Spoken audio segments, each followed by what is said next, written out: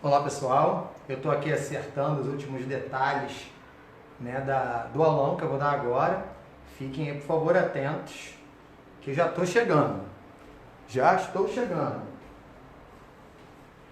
Eu vou só ajeitar aqui a transmissão para poder falar com vocês. Oi, oi, oi! Que saudade! Muita coisa! É que eu preciso ver vocês e eu não estou vendo, sabe? Eita lá, tá aqui. Preciso ver se é ao vivo. Pronto, agora sim. Deixa eu ver onde é que eu tô, se eu apareço aqui. Vai ter um aulão agora aqui em casa, um aulão de tarô bem bacana. Não sei se vocês estão conseguindo me enxergar, porque eu posicionei a câmera de uma outra forma. Tá assim. Então, beleza. Acho que eu vou ter que chegar um pouquinho para cá pro lado, para vocês poderem me ver e também ver isso daí. Eita, danado. Vamos lá! Bom, eu fiz esses slides aqui pra gente. Na verdade, isso é o material da minha primeira aula do meu curso de tarô. Como eu vou dar um workshop no dia 10 de novembro, eu resolvi compartilhar essa primeira aula que eu dou em todos os meus cursos com a galera, para promover o curso, para vocês que estiverem no Rio se inscreverem, se gostarem do que eu tenho para trazer para vocês aqui. E para mostrar também um pouco do meu trabalho, eu trabalho na área desde o ano 2000, né, por aí. Comecei os meus estudos de tarô muito cedo, com 18 anos. O pessoal me conhece muito pelo baralho cigano, mas meu primeiro caminho, primeiro oráculo foi o tarô. Quando eu saí do Brasil, que eu imigrei a Portugal, que lá eu tive que sobreviver, eu acabei virando cartomante e joguei nas feiras esotéricas e acabei, a partir daí, me profissionalizando com tarô. E quando eu tinha 18 anos, um amigo meu, de um clube de RPG que eu jogava, acabou me ensinando tarô de uma maneira bem superficial. Eu gostei daquilo e quando eu fui trabalhar, eu aprofundei os estudos. E a seguir a isso veio o Lenormand, que também é uma ferramenta de trabalho, de estudo minha. Então, eu me baseei em muitas pessoas para essa parte de tarô. Nem Naif é minha referência principal. Hoje eu tenho a sorte e o orgulho de tê-lo como meu amigo, junto com outras pessoas super ilustres aí. Zoe de Camares, de Curitiba, minha grande amiga, está falando com a gente. Vejam o blog dela, zoedecamares.blogspot.com. E tem Divinatrix, né, Zoe? Depois você põe aí pra gente o endereço. Bom, eu não sou um professor muito convencional, eu sou um cara, sagitário com aquário, lúdico pra caramba. Então, pra mim, quanto menos formalidade tiver, melhor. Eu acho que tirar a formalidade não tira o respeito e o bom tratamento. Então, eu gosto da coisa mais divertida, mais colorida, mais sacana, e assim vou levando a minha aula. Portanto, eu criei uma identidade visual para o meu trabalho, que é muito baseado em quadrinho, em pop art, que é o que vai ilustrar a nossa fala, para isso ficar legal. Porque quando a gente fala em tarô, você pensa logo, pô, vou jogar carta, vou abrir meu jogo, vou ver logo o futuro. O estudante de tarô e o leigo tem essa ideia de já pegar o baralho e já querer sair jogando e falando o futuro e vendo tudo de todo mundo. E isso, até você chegar nesse ponto, você tem que passar por um percurso. E um deles é o estudo. Você joga com intuição? Beleza, joga. Você joga com estudo? Também. Então o estudo tem que acontecer. E a parte de história é a parte mais chata para muitos alunos, né? Mas é a parte essencial, cara. Porque se eu não souber da onde veio o tarô, o que fizeram com ele ao longo de sua vida, eu não vou saber nunca ele na sua profundidade, que é necessário para a gente poder ter um entendimento pleno do assunto. Então eu procurei sintetizar a história do tarô em momentos especiais e de forma bem divertida, porque esse percurso histórico ele é animado, que ele vem cheio de equívocos e de fantasias que tornam até a coisa mais divertida. Então, deixou de funcionar o passador de slide aqui. Vamos lá ver isso no manual mesmo. Vamos ver aqui.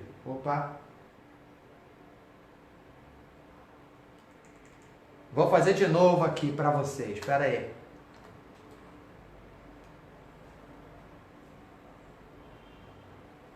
Então vamos lá. Entendi. Já tem que estar isso aqui aberto. Agora vai. Pronto.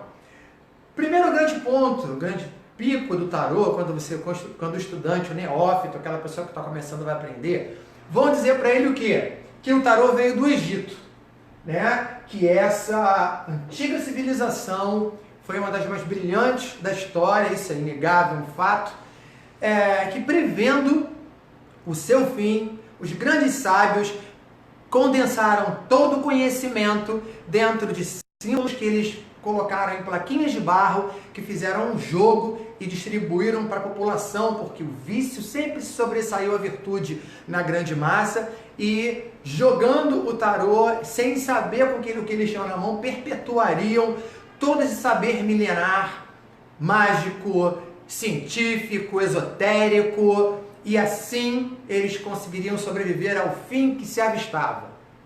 Essa é uma das origens mais conhecidas do tarô. E dizia-se que dentro das pirâmides do Egito você tinha um grande corredor com as lâminas de ouro, em que o iniciado contemplava essas lâminas, lâmina por lâmina, até atingir o seu grande objetivo de iluminação, e que era o deus Thoth Trismegisto, deus da magia e do conhecimento, que criou essas imagens para o iniciado poder aprender. Então a gente tem aqui nas pirâmides do Egito, no deus Thoth, na civilização egípcia, uma origem que é muito difundida dentro da literatura de tarô e do mundo do tarô, né? E aqui foi aquilo que eu falei das cartas de ouro, do vício da virtude. Olha que coisa fantástica! E aqui você tem um tarô com temas egípcios, né? Uma vez que foram os egípcios que criaram esse baralho. Mas também diziam, eu ouvi, hein? Então ninguém, não estou mentindo não, eu ouvi falarem mesmo, inclusive vi em vários livros de que foram os ciganos que inventaram o tarô, que essa tribo cigana, com seus conhecimentos mágicos do mundo, produziu esse baralho e espalhou ele pela Europa por ser uma tribo nômade, um povo nômade. E que também essa tribo de ciganos, cigano em inglês é gypsy, e em espanhol é egípcio, que é gitano, que vem de Egito, que eles vieram do Egito, e são os gypsy, os pequenos egípcios, e que eles acabaram pegando esse conhecimento do Egito, que eles vinham de lá e difundiram para o mundo o tarô. Então nós temos aqui uma origem egípcia, uma origem cigana e uma origem cigano-egípcia. E aí eu pergunto para vocês, no momento que vocês lerem uma porção de autores escrevendo isso, no momento que vocês ouvirem várias pessoas iluminadas com um turbante na cabeça e com uma carteira enorme de clientes falarem isso, vocês vão aceitar sem questionar? Aí eu coloco, será? Pensem um pouquinho, parem para pensar e reflitam. Onde foi em programas como o Discovery Channel, o National Geographic, que falava sobre o Egito? Quantas vezes vocês ouviram falar no nome do tarô? E quantas vezes viram um arcano nas paredes das pirâmides? E aí nós vamos ter uma ligeira contagem regressiva para poder refletir sobre isso. 5, 4, 3, 2, 1. Preparados para as nossas conclusões? Pensaram bem naquilo que foi falado até agora? Então, a partir desse momento que vocês afirmaram essa teoria ou negaram essa teoria, pensem em como vocês sustentam o que vocês acreditam e como vocês também contradizem aquilo que foi dito para vocês e BUM! Estoura essa porcaria toda, estoura tudo, porque isso não tem nenhum fundamento. Origem egípcia do tarô e origem cigana do tarô é balela. Isso não existiu nunca. Então, acho que agora a gente pode começar a estudar de verdade e procurar o quê? Referências bibliográficas, pessoas, historiadores, toda a parte científica e de registro para falar da história. Gente, pensem em uma coisa, espiritualidade é uma questão de fé. Eu não preciso ver o reiki sair da minha mão para acreditar nele porque ele tem um efeito em mim. Eu não preciso acreditar nos deuses ou em Deus, qualquer que seja a sua orientação religiosa, para poder acreditar nele. A fé, ela elimina qualquer tipo de prova. Ela está ali. Isso tem a ver com espiritualidade e religião. Agora, história tem a ver com fato, com evidência, com algo concreto, com registro. Porque se não houver registro, é lenda. E lenda é algo que não tem nenhum fundamento. Então, tudo aquilo que foi falado até agora, que vocês vão ler em vasta literatura de tarô, é lenda. Eu não vou nem dizer mito, porque mito ainda implica uma verdade nele. É lenda. Puramente lenda. A gente vai ver o quê? Que o tarô surgiu em algum momento entre o final do século XIV e o começo do século XV, né? A gente não sabe exatamente quando que ele aconteceu. A gente sabe, possivelmente ele pode ter surgido na Itália, mas essa região assim da Itália, Suíça, sul da França, é uma região possível para o aparecimento das cartas. O tarô e as cartas de baralho normal surgiram muito próximas umas das outras. E a gente tem eles como expressões de baralhos, né? Que eram utilizados de forma lúdica e pedagógica. Por que lúdica e pedagógica? E para entretenimento. Esses baralhos, eles inicialmente, como não havia imprensa, gente. Se não havia imprensa, não havia produção em massa. Esses baralhos eram confeccionados sob encomenda por artistas famosos. Então, somente a elite da sociedade tinha acesso a eles. E a confecção desses baralhos era a mesma coisa que você confeccionar quadros. E um dos elementos que se confeccionavam os quadros eram folhas de ouro, que aí você colocava para fazer as cartas e dar o tom dourado, o amarelo ali. Daí a gente pode concluir que essa história das lâminas de ouro nas pirâmides do Egito pode ter surgido a partir desse elemento colocado na confecção das cartas, certo? Como o povo era maioritariamente analfabeto, mesmo as pessoas nobres, nem todas eram letradas e sequer alfabetizadas, aquilo era algo, não era compulsório, era facultativo, né? Dependendo do nível de nobreza que você tinha, talvez em outros níveis você pudesse ser obrigado a ler e escrever. Beleza. Então, a imagem, ela é uma forma fácil de você passar conhecimento, porque o símbolo ele agrega. Então, no mesmo momento que você estava jogando o tarô, você estava aprendendo conceitos que eram ensinados na época. Você tinha dentro do tarô o quê? Representações sociais.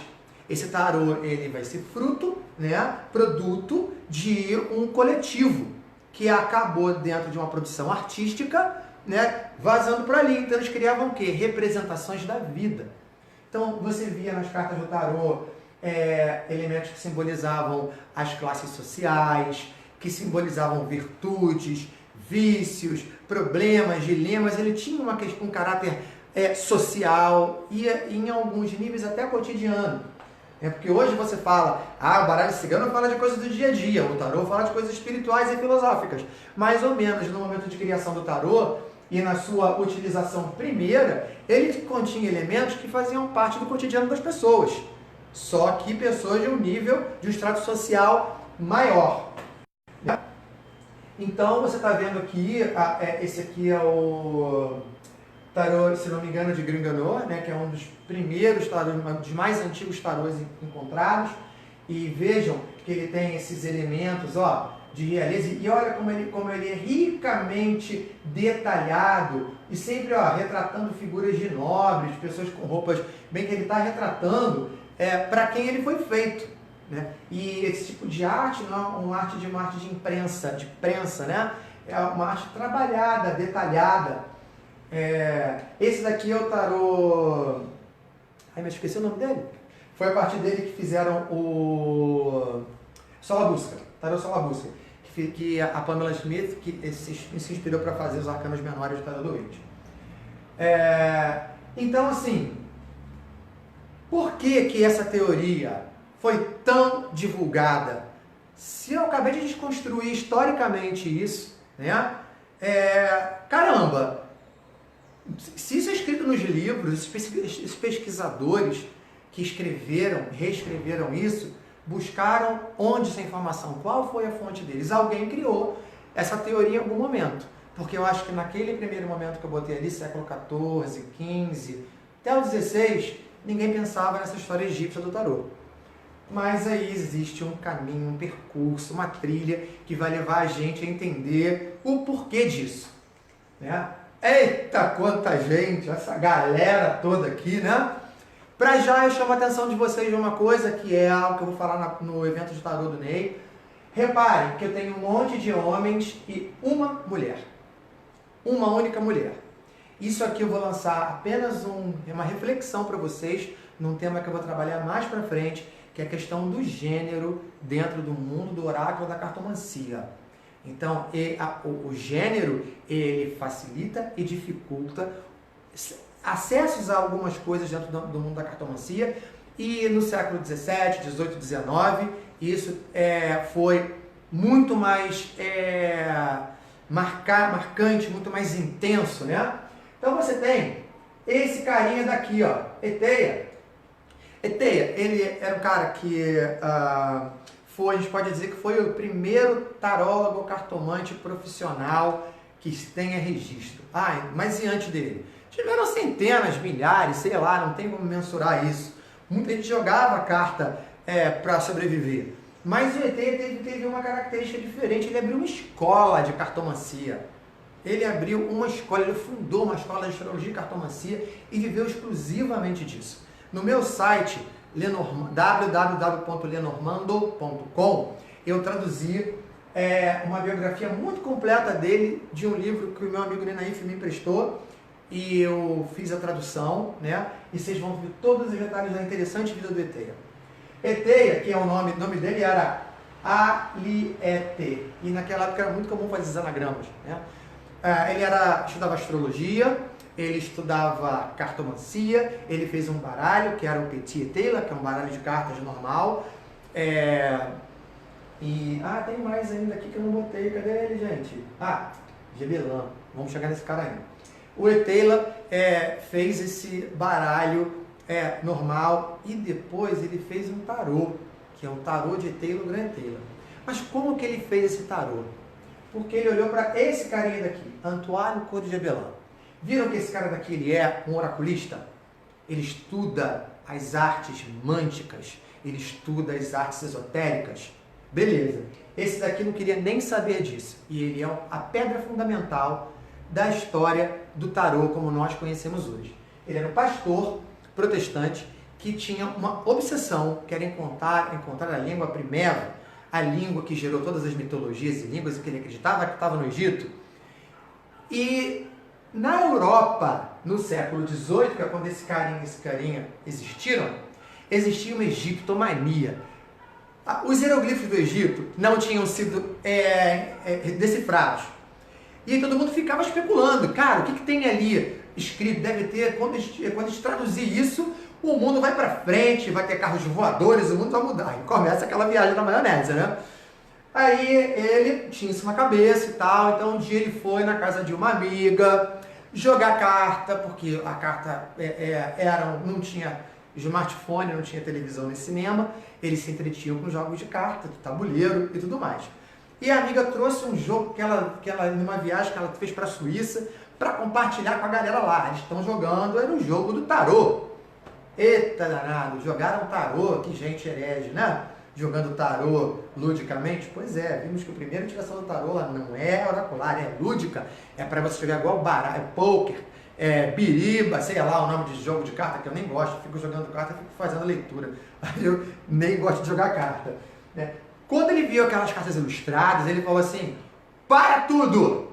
Nisso que ele falou, para tudo, o cara com o gênio que ele pegou os arcanos maiores, né, que hoje a gente chama de arcanos maiores, naquele tempo não tinha nome, e começou a dizer que o baralho era egípcio. E ele explicou toda a história do Egito pelas 22 cartas ilustradas do tarô. E ele escreveu uma obra enorme sobre a obra sociológica, antropológica, sobre a origem da vida, do mundo moderno, analisado e comparado. E ele faz um capítulo sobre as cartas do tarô, onde ele vai para o Egito e começa a fazer um trabalho de tradução dos hieroglifos a partir do que ele entendia das cartas que tinham ligação com aquilo. Gente, que viagem! O cara estava completamente equivocado. Mas a coisa era tão doida na Europa naquela época, essa egiptomania, que o pessoal comprava múmia para enfeitar a sala. Então o Egito tinha um valor muito grande na Europa, era muito observado. E aí, quer dizer, já tinha essa mania, essa coisa louca coletiva, baixou nele, o cara, pum, através desse erro ele foi, o pessoal comprou muitas obras dele, ele morreu acreditando nisso. O Gevelan, que teve um problema de saúde que eu não lembro qual foi, também traduziu a biografia dele.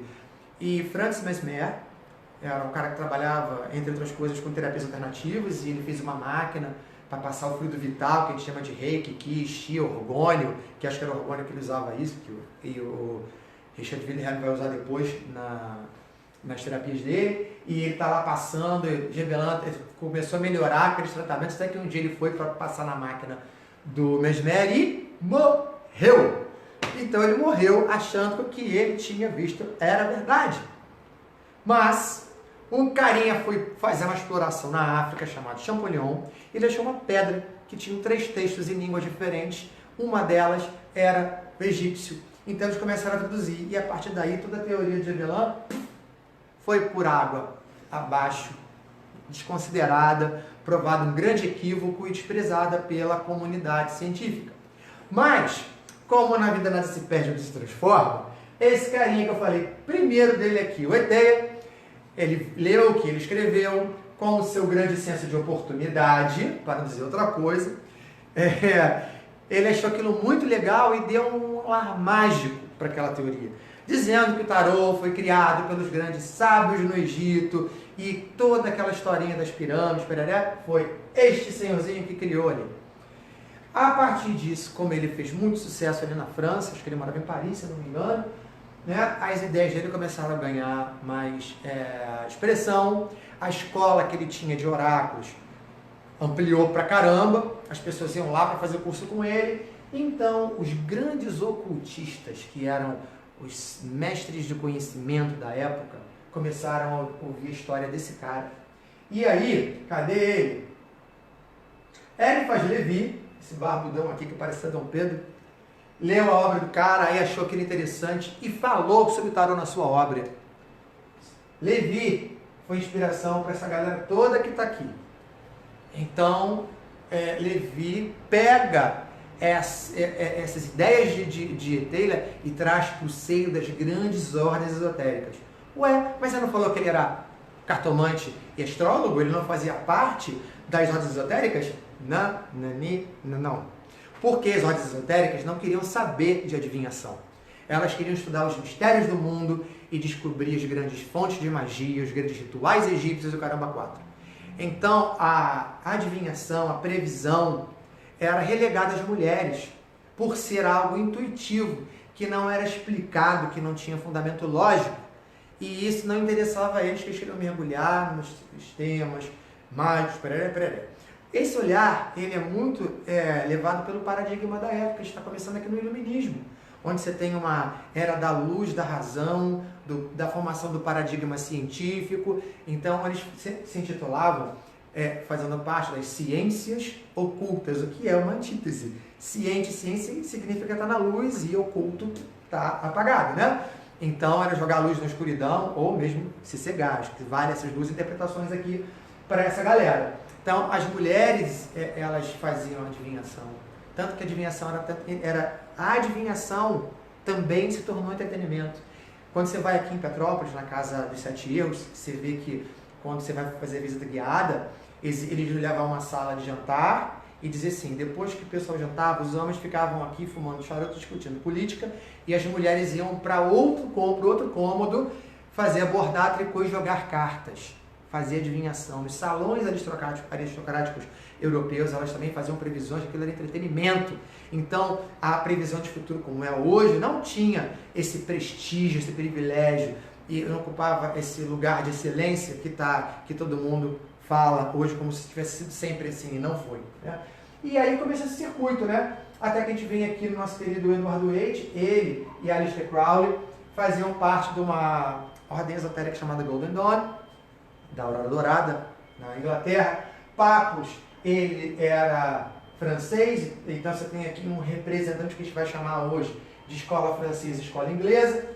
Cada um desses carinhas aqui da ordem esotérica usou o tarô de que forma? Eles tinham que confeccionar um tarô, adequando a esse tarô todos os ensinamentos da ordem mística que eles faziam parte, como se fosse uma monografia para você terminar o curso, né, e apresentar lá para a banca. E eles produziram seus tarôs, o tarô de Waite e o tarô de Crowley, que são os tarôs mais famosos e vendidos no mundo. No caso do Waite, quem pintou foi essa gracinha que está aqui, que é Pamela Colman Smith. Ele foi sempre chamado de tarô de Waite, ou do Rider-Waite. Rider seria a editora do baralho, mas hoje a gente faz uma retificação histórica, um reparo histórico, e acredita também a Pamela os ônus de ter produzido esse baralho, porque ela pintou paga pelo Waite, mas assim, ela pintou, assim, ela seguiu a risca, né, como é que eu vou dizer, as ordens do Waite para os arcanos maiores. Os arcanos menores ela fez por conta dela, inspirada em seus trabalhos e também em alguns cartazes e por aí vai, né? Aí você vê aqui esse é o tarô do Crowley, pintado pela artista Frida Harris, que é essa senhorinha que está aqui, e o baralho do Waite, pintado pela Pamela Smith. Esse aqui é de 1909, esse aqui eu não lembro o nome da edição dele, né? E esse é o primeiro baralho que tem, ó, arcanos menores, caramba, com figuras. Saiu daquela história saiu daquele momento onde os arcanos menores não tinham figuras, eram só os naipes como as cartas normais, né? Então, beleza. Agora já sei de onde ele veio, viu um pedacinho do percurso histórico dele, e olha só como é que o olhar todo vai mudando, né? Ele era um jogo de entretenimento feito para a corte. De repente, Gutenberg inventa a imprensa e ele começa a ser produzido em massa. Todo mundo foi tendo tarô. Cai na mão do Teia, que, através daquela historinha, começa a produzir uma história mágica, fazer um tarô místico. Vai para as coisas esotéricas e ganha um outro olhar. Aí você já começa a ver que existe um olhar construído que o Ney Naif, que é a minha maior referência de tarô, vai chamar de escola cabalista, que é o entendimento do tarô a partir do olhar das ordens esotéricas. Não é a minha área de estudo, porque eu acho que na minha crítica, ela é bacana para quem já tem conhecimento de magia, hermetismo, cabala, etc. Para quem não tem, vai se criar só confusão. Eu, como não vou muito por essa área, eu prefiro outra escola que a gente vai ver à frente, que é chamada de escola simbologista, né? Então, assim, o que é esse tarô, para que ele serve? Porque ele está vendo com o percurso histórico todo cambaleando aí, ele vai saindo de um lado para o outro, sendo jogado de um lado, cada um se apropria dele e começa a fazer uma revisão dele e caramba, né? Então, tarô ele ou a gente usa ele como um oráculo, mas ele também pode continuar sendo usado como jogo. Existem regras para jogar o tarô com os amigos na internet, depois eu posso até colocar um link aí para vocês, e tem campeonatos de tarô hoje, tem associações de pessoas que jogam tarô ludicamente, né? E aí quando você vai estudar o tarô, você vai numa loja para comprar o seu tarô e ver um monte de baralho e você não sabe qual é. Aí você vê pessoas falando assim, eu dou o curso de tarô de Waite, dou o curso de tarô de Crowley, dou o curso de tarô das bruxas, e parece que a pessoa é muito boa porque sabe um monte de tarôs, né? Gente, tarô é tarô. A mesma informação que você vai ter para o mago, no tarô do Waite, você vai ter no tarô do Crowley, vai ter no tarô das bruxas, no tarô druida, tudo isso. Então tarô é tarô. O que vai modificar é o quê? A iconografia, a arte dele, que as pessoas podem criar baralhos temáticos. E esses baralhos podem servir para coleção, para jogos com os amigos, para jogatina, ou mesmo para a parte divinatória. E aí, mais um crédito ao querido Ney. O Ney faz, dentro dos estudos dele, ele classifica o tarô em 4 grandes grupos de acordo com a sua iconografia, né? Então a gente começa com o tarô clássico, que, ó, repara, ele tem esse desenho meio medieval, né? Então a gente vê o seguinte, foram produzidos vários baralhos de tarô ao longo da história. E até o tarô do Waite, em 1909, eles tinham um padrão fixo de estilo artístico. O Paul Marteau, no começo do século XX, um pesquisador e tudo mais, ele acabou criando um baralho a partir da observação dos elementos comuns a todos esses baralhos ali, e também apontou, né, que eles têm uma característica em comum. E aí ele chamou de tarô de Marsella. O tarô de Marsella é todo tarô que tem esse estilo europeu, meio medieval, renascentista e tal, né? E a gente vai chamar todo baralho que obedece tanto no estilo artístico como na posição dos elementos da carta de tarô clássico. Tarô clássico é o tarô que é construído a partir do que nós chamamos de tarô de Marsella. A seguir a isso, eu tenho... e esse tarô de Marcélia vai ter sempre o mago com a varinha na mão esquerda, com a madeira na mão direita, com a mesinha na frente, com os negocinhos aqui. O tarô moderno, que é esse, eu tenho já uma liberdade maior artística, repara que eles são parecidos, né? Ele está com a varinha na mão direita, mas está com a mão para baixo. Existe aqui ainda alguma semelhança, só que aqui os traços são mais leves, mais Art Nouveau, o baralho que a Pamela criou. Então os baralhos que fogem um pouco o padrão de Marcélia e que se baseiam no tarô do Waite são chamados de tarôs modernos. E nós temos um outro tipo de tarô aqui. Esse é o tarô das donas de casa. Olha aqui o mago vendedor, que tem tudo a ver com ele. Então todo tarô que ele for construído a partir de um tema, pode ser uma mitologia, como por exemplo o tarô das bruxas, ou o tarô druida, ou o tarô viking, ou o tarô do unicórnio, fantasia, né? Ele vai ser esse tarô temático, que pega os elementos de um imaginário, de um universo simbólico já existente, ele vai ser chamado de tarô étnico ou transcultural. E essa galerinha daqui, o tarô fantasia ou surrealista. Por quê? Aqui, eu estou vendo que eu estou me afastando daqui a cada passo que eu dou até chegar lá no final, né? Você vai vendo que a cadeia simbólica ela vai sendo mantida e se descaracterizando até aqui. Quando chega aqui no tarô do Osho Zen, tudo completamente diferente. O mago vira existence, tem uma mulher numa folhinha vendo uma estrela cair. Reparem que ao mesmo tempo que essa estrela cai e ela olha para ela, eu posso vir aqui e entender que tem algo do alto se manifestando embaixo. Mas eu preciso conhecer bem isso para poder chegar nessa conclusão. Então esse tarô, que é o tarô surrealista, ele vai ter uma maior liberdade de criação, apesar de, na sua significação, obedecer essas características que são comuns a todos os tarôs. Aí eu digo assim, qual o melhor tarô para você jogar? O que você tiver afinidade. Mas quando você começar o seu estudo de tarô, começa a estudar por todos os autores que fazem referência, que tem como principal referência o tarô de Marcélia, ou pelo menos o de Waite, e a partir daí dessa base, vocês vão entender os outros tarôs. E agora, com essa breve explicação, quando vocês forem procurar o tarô de vocês, vocês já vão poder olhar e saber o que está na frente de vocês e dessa forma fazer a sua escolha. E aqui, o que é isso, gente?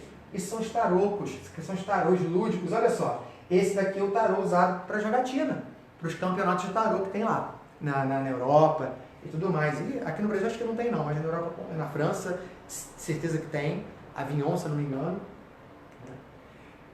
E agora a gente parte por outra parte, que é a estrutura do tarô. Tarô é todo baralho que tem uma estrutura de 78 cartas, tendo 22 arcanos maiores e 56 cartas chamadas arcanos menores. Né? Esses arcanos maiores têm uma ilustração maior, grandes figuras, detalhadas e tal. E os arcanos menores eles vão obedecer o sistema de naipes. Seguindo isso, nós temos aqui, vamos começar com os arcanos maiores. Entender primeiro os arcanos maiores. Eu vou deixar os arcanos menores de lado, que aí quem quiser fazer o cursinho vem, que eu vou explicar eles também nessa primeira aula, tá? Mais profundamente, os arcanos menores eles vão estar colocados numa estrutura que é número, naipe e figura da corte. Nós temos 4 naipes, ouros, paus, copas e espadas. Deixa eu voltar isso aqui, né? Paus, ouros, espadas e copas. E a partir daqui eu vou ter cartas numeradas. As, 2, 3, 4, 5, 6, 7, 8, 9, 10 são os numerados. Primeira parte da estrutura. As figuras da corte. Pajem, cavaleiro, dama e rei. Né? E essa estrutura vai ser repetida em 4 elementos simbólicos que são os naipes. Tudo isso, numerados e corte de paus, numerados e corte de ouros, numerados e corte de espadas, numerados e corte de copas. Agora vamos voltar o nosso foco para os arcanos maiores e ver o seguinte, temos as cartas numeradas de 1 a 21 e o louco. Mas o louco não é o 22 ou o 0, Alex? Não, o louco é o arcano sem número, como a morte é o arcano sem nome. Ele fica numa posição solta, ele não está inserido nessa cadeia que o número conecta, ele está solto, ele está fora, ele está na margem. Né? E aí, olha que beleza, que lindeza que é esse tarô. Essa estrutura é muito rica, muito, muito rica. Eu vou criar subdivisões aqui para poder perceber, né, como esse baralho que se formou espontaneamente, ele acabou inconscientemente, né, se construindo numa estrutura muito, muito inteligente. Mas Alex, e a magia do tarô? Ou se não foi um grande sábio que criou, se não foi uma grande civilização, se surgiu espontaneamente, cadê a graça, cadê a magia? Faz uma consulta de tarô, pode vir aqui fazer comigo, eu atendo aqui em casa, aqui eu estou no Espaço Amarítimo onde eu moro. No momento que você fizer essa consulta de tarô e você vir o nível de informação, de assertividade e de viagem que ele traz para vocês, vocês vão perceber que ele tem uma magia. Estudem o tarô, façam um curso, mergulhem em livros. Quando vocês começarem a ler, vocês vão ver a magia deles. E não precisou de ter nenhuma entidade, nenhum Deus, nenhuma civilização avançada para produzi-lo. Ele representa a vida humana, e a vida humana é rica e mágica por si só, né? Então a gente vai fazer uma coisa, vamos partir esse tarô no meio. Vai lá, Capitão Marvel, ajuda a gente. Pof! Então a gente quebra isso em dois aqui, no Shazam, no raio, pá, e dividimos esse tarô no meio. Foi assim, ó, pum, para cortar tudo não, quase tudo. E aqui nós vamos ter duas sequências de carta. Percebam, do mago até a força. Aqui eu vou mostrar que nesse estágio eu tenho muitas figuras de poder, as pessoas elas ocupam grandes espaços na carta, eu tenho um mago brilhante aqui, mexendo nas coisas dele na mesa, no final eu tenho uma força segurando a boca do leão ali, então eu vou entender que esse estágio da carta 1 a 11, que é o meio do tarô, a primeira parte do tarô, 11 cartas, 11 mais 11, 22, né? Eu tenho um momento onde está tudo sob controle, onde eu tenho um desenvolvimento humano, organização pessoal e social, está representada por essa primeira faixa, onde o ser humano encontra seu poder e sua excelência e fala, eu sou foda. E aí você vem para a segunda parte do tarô, que começa no pendurado e termina no louco. Repara que são dois símbolos sem poder nenhum. O pendurado está amarrado e o louco, com a roupa de bobo da corte, está solto pelo mundo. E aí eu vou ver que nesse percurso eu tenho muitos elementos transcendentais aos celestes, né? A morte, a temperança, o raio da torre, as estrelas do sol, a lua, o mundo, que é uma coisa grande, indicando que na sua excelência, no seu maior, o homem não é nada diante de toda a grandeza do cosmos, que há sempre alguma coisa maior que transcende ele, no qual ele está sujeito e que às vezes pode negociar. Então você já tem aqui um mapa que está começando a se formar, o mapa da vida, a gente está começando a entender aqui, encontrar algumas trilhas do mapa da vida.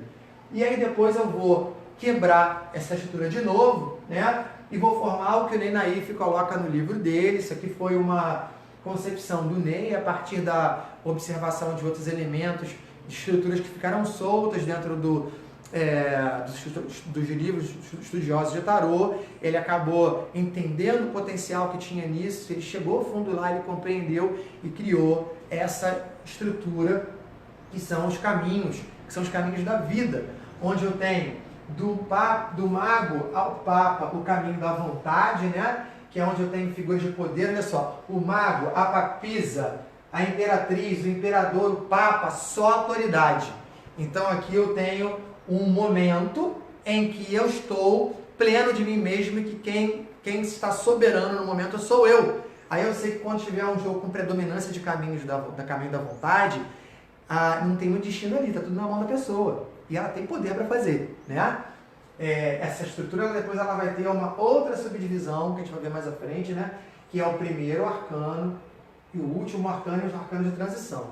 O mago, ele está aqui ó, na mesinha dele experimentando tudo, vendo, mexendo, negociando, pegando, né? Trocando, né? Vendendo e pegando, nessa troca, ele se enchendo de saber. A papisa, ela vai fazer o movimento contrário, ela vai fechar-se, vai registrar e refletir em tudo aquilo que for absorvido no mago. A imperatriz vai desenvolver aquilo que foi acumulado, refletido na papisa. O imperador, ele vai dar forma e materialidade para isso. E o papa, ele vai compartilhar isso do pessoal para o social a partir da sua autoridade. Então, eu tenho essas estruturas todas aqui, né, de caminhos, elas têm mais ainda dentro dela. Se repara que eu tenho uma relação de macro e microcosmo, né? Eu olho o tarô de longe, vejo aquela coisa linda. Eu vou diminuindo, eu vou continuando vendo que a cada fragmento, né, a cada fração dele que eu tiro, ele se coloca em pequenos todos, completos em si, que se ligam a outros todos. Isso é muito cosmo, né? Várias galáxias no universo, com as estrelinhas e sistemas solares formando ele. Depois do caminho da vontade, que coloca onde eu quero, a minha vontade é criada aqui, eu vou confrontar a minha vontade ao caminho do livre-arbítrio, que aí as escolhas dos enamorados, para que lado que eu vou, que caminho que eu faço. Então, esse caminho do livre-arbítrio, que é onde depois de decidir algo, eu vou escolher se eu vou realizar ou não, dependendo das minhas possibilidades, né? Ele vai nos conectar com os caminhos a seguir, né? Suponhamos que eu quero comprar uma casa e entendendo que a mensalidade dessa casa, que não vai ter entrada, ela vai me custar R$2.000 e eu ganho R$15.000, eu sei que eu posso, e eu não tenho uma outra despesa, eu sei que eu posso comprar essa casa que não vai melhorar em nada. Então eu vou lá e compro a casa, decidi, caminho do livre-arbítrio. Aí eu me conecto, pumba, com o caminho do prazer, que é um caminho de realização. Olha só, o carro tomando o controle, tomando as rédeas, o condutor tomando as rédeas, a força segurando a boca do leão, o primeiro e o último arcano do caminho, eles estão no comando, eles estão exercendo o seu poder. O carro, o gerúndio, né? Uma coisa em ação, a força, a manutenção desse controle. E depois eu tenho a responsabilidade sobre os meus atos, a prudência para poder manter esses atos e a capacidade, a roda da fortuna, de adaptação e adequação às necessidades do momento que muda a toda hora para que eu possa manter aquilo que eu quero. Então, conseguir comprar a casa, estou pagando tudo numa boa. Vamos fazer um rewind? Volta, caminho do livre-arbítrio. Aí eu fiz uma escolha que a mensalidade era de 2.500 e eu ganhava 5.000. Então, já mensalidade com metade do meu ordenado. E a minha despesa em casa é 3.000. E aí? Faltou, né?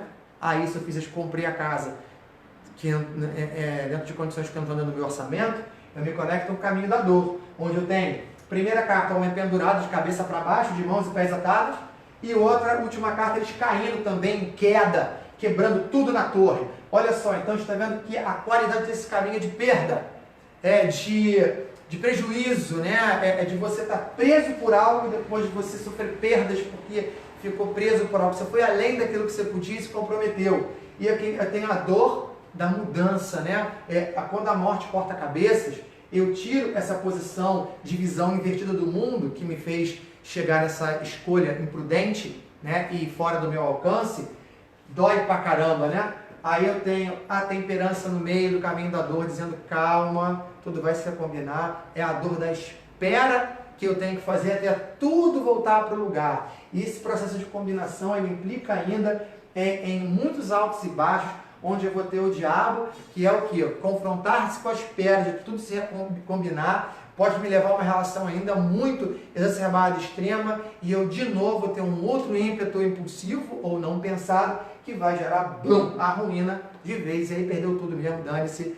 Próximo capítulo, né? O caminho da dor. Então, esses arcanos aqui indicam um momento, esse contexto daqui, né, indica um momento onde eu ainda estou com tendência a prejuízo e que geralmente, né, você vê que o diabo, morte, esperança, as coisas não estão dentro muito da minha capacidade pessoal. Eu preciso de alguém de fora ou de algum fator externo, espiritual ou circunstancial para me ajudar, né? E depois de eu querer decidir certo e decidir errado, eu vou aqui, no caminho da esperança, que é só da carta da estrela, que é depois de todas as experiências de vida que eu acumulei, eu me despojo de tudo e eu vou começar a fazer o quê? Jogar a água no chão, fertilizar o meu futuro com todas as experiências que eu tive anteriormente. E nesse momento que eu fertilizo esse meu presente para eu poder colher alguma coisa no futuro e me engrandecer, me enaltecer a partir da experiência pessoal, eu vou chegar no caminho da evolução. Agora reparem uma coisa, lembra que a gente sempre fez essa relação do humano com o divino, com o celeste? Aqui na estrela eu tenho uma estrutura simbólica, não sei se vocês conseguem ver bem daí, onde eu tenho a linha do horizonte numa boa, a mulher na terra, as estrelas no céu, tem toda uma proporção aqui, onde há uma harmonia entre o terrestre e o celeste, tá tudo caminhando no mesmo compasso, no compasso evolutivo. E aí eu chego no caminho da evolução, que a primeira carta é a lua e a última é o louco.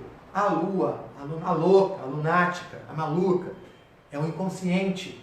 Então é um grande mergulho que eu dou dentro de mim mesmo, na minha alma, onde eu vou enfrentar a minha escuridão, que no momento eu não sabia que estava ali, mas me manipulava. Depois eu descobri que ela estava ali, tive coragem de mergulhar fundo nela. Depois que eu fiz esse mergulho, essa ousadia de mergulhar dentro de mim, que eu passei por um processo de mergulho na escuridão para poder encontrar a iluminação do sol, o reconhecimento dos limites pessoais e a harmonização da vida, onde eu consegui renascer me libertando do passado através de uma visão mais ampla das coisas, entendendo que o mundo é muito mais do que eu, e onde eu realmente, e que eu começo a me relacionar com esses fatores maiores e encontro o meu lugar no mundo, né? Estou em total harmonia na minha pequeneza ou na minha grandeza, independente de valores, com referências sociais e tudo mais. Eu sou inteiro e pleno porque eu sou eu. Estou com o meu lugar no mundo, então eu tenho tudo que eu preciso, podendo pegar aquilo que é meu, que é aquilo que eu sou, independente das pessoas, se as pessoas compreendem ou não, dane-se, e vou fazer o louco, me jogar no mundo. Então esse caminho da evolução, ele fala justamente disso, dessa descoberta de si mesmo, do lugar do mundo, e no momento que eu posso caminhar em sintonia com a minha vida. E aqui eu estou vendo que quando essas cartas do caminho da evolução saem, eu estou trazendo situações para a vida da pessoa em que ela vai ter grandes revelações, um amadurecimento muito maior e vai ter uma consciência maior de si mesmo. Eu estou falando de maneira bem geral, tá? Não estou particularizando. A gente tem que entender a quantidade de elementos que vai se misturar aqui para poder definir como essa experiência que está descrita pelas cartas vai ser vivida, né? E aí eu queria dar uma palhinha para vocês só, e vou encerrar nessa cartinha do mago. Eu vou dar aula de uma carta só para vocês, dar esse gostinho para vocês virem fazer o curso. Tem vários cursos, venham, falem comigo, e vou deixar vocês a seguir a essa aula. Então vamos tentar fazer uma explicação mais sintética da carta do mago e também ilustrar, que eu acho bacana fazer umas analogias que eu tenho preparado para vocês aqui. Um jovem em pé, eu já tenho aqui vigor, é uma carta ativa, viva, né? Ele está na frente de uma mesa, né? Com um monte de elementos, ele parece um saltimbanco, aqueles caras que faziam, chamavam as pessoas para fazer aquelas magicazinhas, que tem até criança da cidade também, né? Ou também ele pode ser um feirante, um comerciante que está vendendo um monte de coisa na feira, mas ele está numa posição de que ele está lidando, né? Está atrás de um balcão, possivelmente lidando com o público. Então a gente tem aqui uma carta de extrema comunicação. E você vê a comunicação também pela própria ideia da mãozinha dele estar levantada e a moeda baixada. Olha só, a mão esquerda do inconsciente, essa é uma interpretação num nível simbólico espiritual. A mão do inconsciente segura a varinha, que é paus, que é o símbolo do espírito, tá? E que está colocada no alto, no céu, no lugar da espiritualidade. E a mão direita, a mão do logos, da razão, segura a moeda, que é o símbolo da concretude, do material, do limite, colocado apontado para a base da mesa. Então ele está fazendo uma antena, que canaliza o espiritual, passando por essa sabedoria do infinito e realizando no mundo físico. Então o mago é uma grande antena. Até mesmo nesse nível de interpretação e entendimento da carta de forma mais espiritual, você está vendo o grande aspecto de mídia. O mago é uma grande mídia que vai fazer essa intermediação entre planos ou entre pessoas, sustentando toda a sua força simbólica na troca e na comunicação e na habilidade de lidar com o seu saber, com o que tem à volta, o que tem de imediato, né? E para poder conseguir aquilo que ele quer. Aqui eu vou ter o quê? Eu vou ter um momento de experimentação, um momento de testes, um momento de barganha, e você vê que a cabeça dele tem um chapéu de aba de larga, sugerindo o símbolo do infinito, que é esse fluxo, a mente pensando, fluindo dentro da sua totalidade, né? E com uma visão muito clara das coisas e um certo domínio ali. Mas o mago ainda é a carta número 1, ele não é um jovem. Ele não é um grande empresário, ele é um comerciante. Então ele está no início. Tudo está na frente dele. Ele tem tudo que ele precisa para fazer o que ele quer ou o que ele precisa. As ferramentas estão ali. Então é uma carta que ela mostra que ela está plena de possibilidades. Eu posso quase tudo no mago. Basta eu querer. Basta eu agir. Mas eu não tenho aqui ainda uma garantia de continuidade. Porque eu ainda estou muito no estágio que eu posso ficar perdido e disperso em um monte de distrações, preso em um monte de começos ali. É um lado mais obscuro do mago, que vai ser ficar na superfície, distraído com um monte de coisas, né? Ou tentando enganar todo mundo, porque ele é, falastrão, fala bem a beça. Ele é um mago, além dele ter esse poder de pá, do Harry Potter, de fazer criar com a mente dele, né? Canalizar as forças espirituais e fazer acontecer, sacudindo a varinha dele. Ele tem uma força mágica nele também, mas ele também tem uma grande capacidade de articulação. Veja bem, o mago, ele usa tudo que ele tem à disposição para fazer o que ele quer. Um exemplo disso são aqueles carinhas que ficam ali na praia, moradores de rua, ou pessoas que não se estabeleceram aqui, que eles têm que sobreviver. O que eles fazem aqui em Ipanema, Copacabana, na orla do Rio de Janeiro, que é de onde eu estou falando? Eles vão pegar as folhas de coqueiro, vão começar a fazer elementos artesanais, como chapéus de folha de coqueiro, que não tem custo nenhum, é só pegar a folha ali, né? Bichinhos, cestas, e vão colocar a venda ali no chão para os turistas e vão começar a ganhar o dinheiro deles. Olha o mago aqui, ó, usando o que ele tem à disposição para construir o que ele quer. Né? Reparou que eu estou falando, ao mesmo tempo que eu falo do mago como um ser espiritual, eu falo do mago como um comerciante? Isso é um símbolo. Cada arcano ele vai ser lido em níveis diferentes. Um nível literal, um nível psicológico, um nível simbólico, um nível espiritual. E aí você vai vendo que ele vai ganhando nuances diferentes em cada nível que ele se manifesta. Né? Então está vendo aqui nesses conceitos básicos dele, a gente já faz a brincadeira, porque isso aqui foi um erro de impressão, mas já acabou também ganhando algum sentido dentro do contexto que a gente vive, que é o quê? A tábua quadrada e a mesa com 3 pés. Só está nos apresentados 3 pés, mas em baralhos mais antigos você vê os 4. Mas repara que eu não posso, nessa visão espiritual, entender que o mago está lidando com um plano espiritual sustentado quadrado, sustentado pelo triângulo, como se fosse o mundo material sustentado pela espiritualidade, onde, olha só, ele cria essa ideia de verticalidade, cria uma horizontalidade, né? Quando ele está chamando a varinha do alto, a espiritualidade no alto, mas ao mesmo tempo ela está embaixo. Então, tanto no alto, tanto em cima como embaixo, né? E você vai ter essa interpretação. Então, sintetizando, esse mago ele vai representar a canalização de forças, a grande habilidade de comunicação, a criatividade, o artesanato, a habilidade manual, o poder mágico, o poder da palavra, a troca, né, os começos, os princípios. E aí vejam uma coisa, quando fala de dispersão, ele vai ter uma relação pelo número, que isso vocês vão aprender no curso, quando vierem fazer. O mago ele vai estar alinhado a todas as cartas que numericamente se reduzirem a 1. Eu vou pegar o mago e vou levar para o primeiro arcano que se reduz a 1, que é a roda da fortuna. Então a roda da fortuna, ele pode fazer o quê? Preso na sua superficialidade, ficar sempre nos começos, dando volta no mesmo lado, se ele não tiver a força para poder ter o aprofundamento, que ele só vai ganhar no estágio papisa, né? E sair dessa sedução do começo. Num outro lado, eu posso também entender que essa roda joga eles para o alto, para baixo, perde, ganha, perde, ganha, perde, ganha. E no momento que ele está preparado para poder lidar, para produzir o que ele quer com o que ele tem à disposição, se ele estiver no céu ou no inferno, no alto ou no baixo, ele vai se virar onde ele estiver, acabando, encontrando o centro dessa roda e partindo para o arcano seguinte, que é o Sol, transformando aqueles altos e baixos num grande espaço onde ele pode ficar confortável, porque não importa onde ele está, ele vai se adequar e adaptar, porque a adaptação é a palavra do mago. E a gente tem mais aqui, ó, alguns elementos que eu trouxe do dia a dia que podem se relacionar simbolicamente com o mago. Eu tenho ali o celular, gente. Olha, o que a gente está fazendo agora é mago. Né? Eu estou transmitindo para vocês essa aula. Né? Vocês estão aí, ó, com a varinha de vocês levantada e com a moeda na mesa, que é o que? A antena do celular captando o sinal que está sendo enviado a partir da minha casa, que está se concretizando dentro da tela do celular de vocês. Né? E vocês estão me vendo aqui. Esse caixa de lápis de cor, quando se abre a mesa do mago com todos os elementos ali, A comunicação é o falar, tornar comum e fluir entre as pessoas. A curiosidade, ele é o experimentador, né? Ele vai vendo o que é ali, vai descobrindo, sempre procurando novo, né?